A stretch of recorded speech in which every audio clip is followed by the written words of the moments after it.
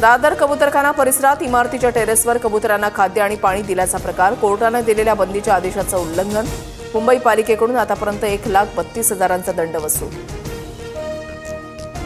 कबुतरांच्या विष्ठेमुळे मुलांना फुफ्फुसाचे गंभीर आजार, फायब्रोसिसवर औषधही परिणामकारक ठरत नाहीत। कबुतरांच्या धोक्याबद्दल डॉक्टर सुजित राजन यांचे मुंबई हायकोर्टामध्ये प्रतिज्ञापत्र सादर। तुळजाभवानी मंदिर नूतनीकरणाला जितेंद्र आव्हाडांचा विरोध, मंदिराला कोणालाही हात लावू देणार नाही, आव्हाडांचा इशारा। तर धाराशिवमध्ये आव्हाडांच्या गाडीसमोर भाजप कार्यकर्त्यांची निदर्शनं। मुंबई सत्र न्यायालयाकडून बच्चू कडूंना 3 महिन्यांच्या तुरुंगवासाची शिक्षा, सरकारी कर्मचाऱ्याला मारहाण केल्याच्या प्रकरणी बच्चू कडू दोषी, जामिनावर सुटका, 5,000चा दंडही ठोठावला।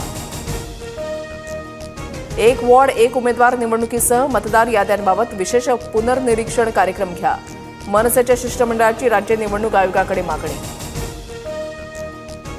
राज ठाकरे सध्या तरी आमच्या आघाडीमध्ये नाहीत, मात्र 2 भाऊ एकत्र येत असतील तर आम्हाला अडचण नाही, ठाकरे बंधू युतीवर काँग्रेसचे नेते रमेश चेन्नीथलांचं मोठं विधान।